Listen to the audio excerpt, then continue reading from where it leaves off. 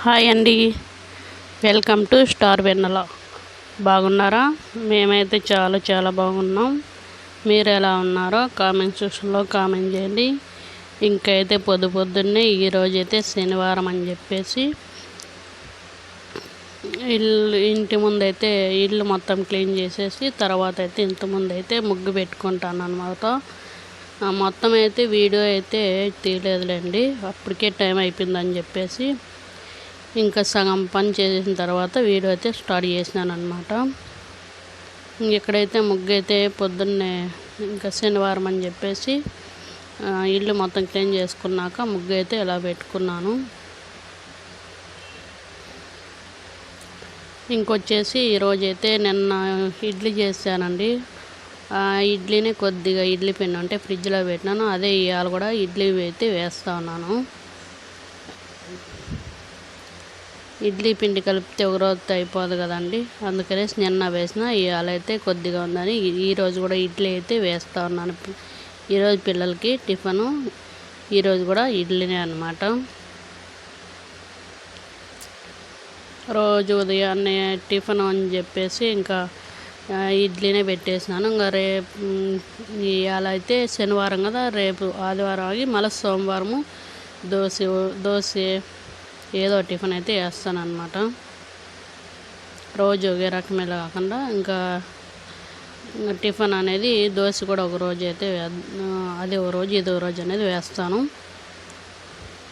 ఇంక ఇక్కడైతే ఇడ్లీ అయితే పెట్టేస్తాను అనమాట. అప్పటికే టైం అయితే ఎక్కువైపోయింది, పిల్లలు హడావిడి చేస్తూ ఉంటారు కదా. ఇడ్లీ అయితే పెట్టేసినాను గ్యాస్ మీద. ఇంకా అయితేనో గ్యాస్ మొత్తము గలీజ్ పట్టిపోతున్నాను.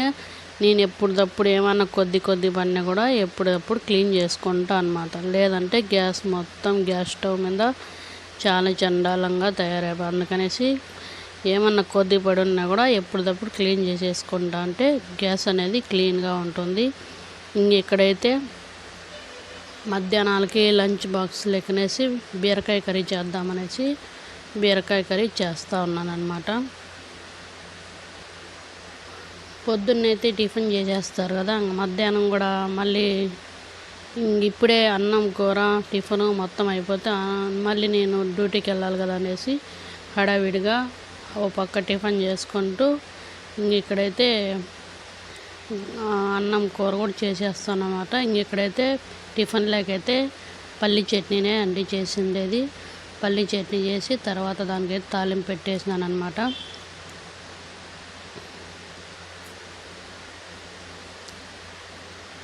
పొద్దున్నే ఇంట్లో మొత్తం క్లీన్ చేసుకొని టిఫిన్ చేసి తర్వాత అన్నం కూర చేసి మళ్ళీ పిల్లల్ని రెడీ చేసి తర్వాత నేను రెడీ అయ్యి 9 గంటలకు అంత పని చేసుకునేసి నేను కూడా అయితే డ్యూటీకి అయితే వెళ్తాను. ఇక్కడైతే పిల్లలకైతే టిఫిన్ పెట్టిద్దామని చెప్పేసి ఇడ్లీలు అయితే ఒకరోజు ఫ్రిడ్జ్లో పెట్టానండి. పిండి ఎంత మెత్తంగా దూదిలాగా వచ్చినాయండి, చూడండి ఎంత పర్ఫెక్ట్గా సూపర్గా వచ్చిన ఇడ్లీలు అయితే ఇవాళ నాకు చాలా బాగా నచ్చినాయి. నేను కూడా కడుమెండా తిన్నాను అనమాట. అమ్మాయి కూడా చాలా బాగున్నాయి అమ్మ ఇడ్లీలు ఇవ్వాలని చెప్పింది.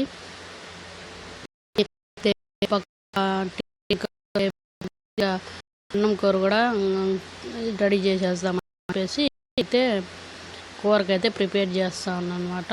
ఓ పక్క రైస్ అవుతూ ఉంది, ఈ పక్క అయితే కర్రీ అయితే స్టార్ట్ చేసినాను అనమాట.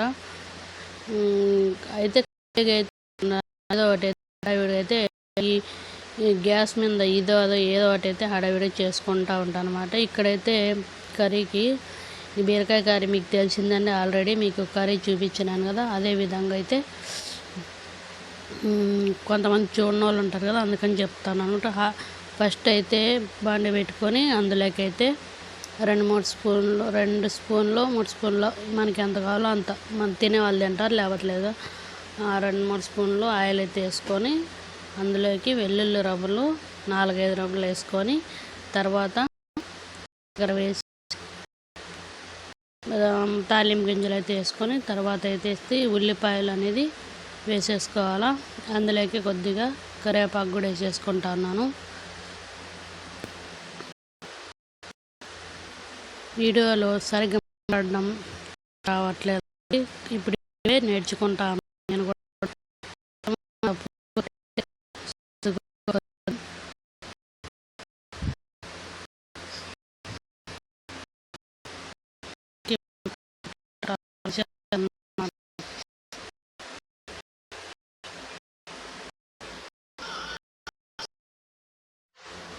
ఇదిగోండి టమాటాలు మగ్గినాయి కదా. ఇంక ఇప్పుడైతే ఈ బీరకాయ కూడా ఆ టమాటాలలోకి వేస్తే బీరకాయ అనేది నీరు ఉంటుంది కాబట్టి అది కూడా తొందరగానే మగ్గిపోతుంది అన్నమాట. అందుకనేసి బీరకాయ ముక్కలు కూడా టమాటాలలోకి వేసి కొద్దిసేపు ఆయిల్ అయితే ఉడకనియాలన్నమాట.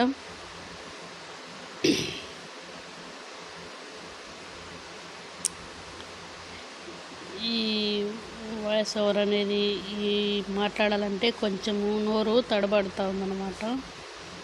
కొంచెం సర్దుకోండి ఫ్రెండ్స్. ఇప్పుడైతే బీరకాయ టమోటా మొత్తం ఆయిల్లోనే ఉడికిపోయినాయి కదా. ఇప్పుడైతే సాల్ట్ కర్రీకి తగినంత అయితే సాల్ట్ అయితే వేసుకుంటున్నాను.